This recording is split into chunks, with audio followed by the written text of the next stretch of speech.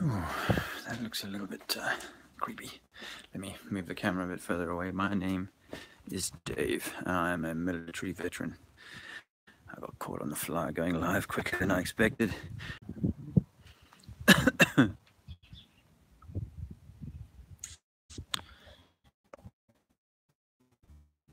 Yeah. Um, at 47 years old, 3 years ago, I had no idea what a false flag was, or what a false flag attack was. I wasn't really. I mean, the idea of somebody attacking themselves in order to create a situation which serves a particular agenda. Yeah, okay, that's not a huge leap of consideration, but I hadn't really, well, because we'd never been taught about it in any way that was, meaningful. I'd never really considered that, that governments or entities would be so um, criminal or despicable as to actually go out and foment attacks. It's even worse than fomenting attacks, because I knew that the CIA was involved in Angola when we were in the war there in the 80s. I knew the CIA was there, and that's a matter of fact. But I didn't think that, somewhere in the system there was the potential to go and actually create events or have events happen, or just do a training drill and turn that into an actual imagined real attack of some sort. So let's start from the beginning and understand that a false flag is when you raise your enemy's flag, as say on a ship, and go into your own port and cause havoc.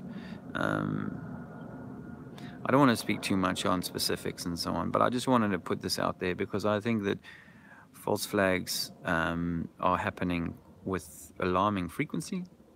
I think that there's some massive false flags that have had fundamental effects on the course of human development. Um, I think you could argue that Pearl Harbor was a false flag. Not that the Japanese bombers weren't, or kamikaze pilots weren't doing what they were doing and believing they were doing the right thing, but that the attack was allowed to happen by the American forces, so the American authorities, so as to create the conditionality for America's entry into World War II. And there's plenty of examples in history and in the further back in history and in the modern times of events being allowed to unfold or even enabled by the secret services. If they ever get caught out, they sort of package it in the news as they were simply aiding Muhammad al Macaulay to do a certain thing because they wanted to prove that he was a bad guy. I think there's more to it than that. There is more to it than that. It's not even about me thinking it. There's plenty of people that have done extremely diligent work on digging out the truth of these things, or some of the truth of these things. So let's start with that clarity that actually the forces or powers that be are very much in the habit of creating the conditionality for them to bring about deeper legislation, more taxes, more restrictions on movement, and controls on this and controls on that. And many of those controls we actually clamor for. Rah, rah, rah.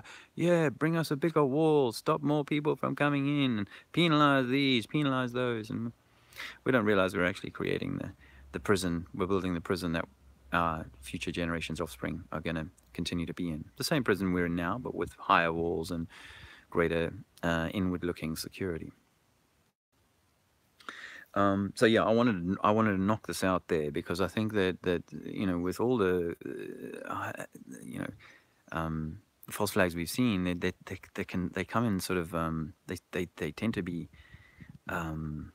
timed incredibly well or badly, depending on how you're looking at these things. And say after the World Cup, for example, it would be a good time for there to be terror events and events that create a change, so where the humans have been feeling great, super, people have been feeling super and excited and all, summered up and loved up and whatnot.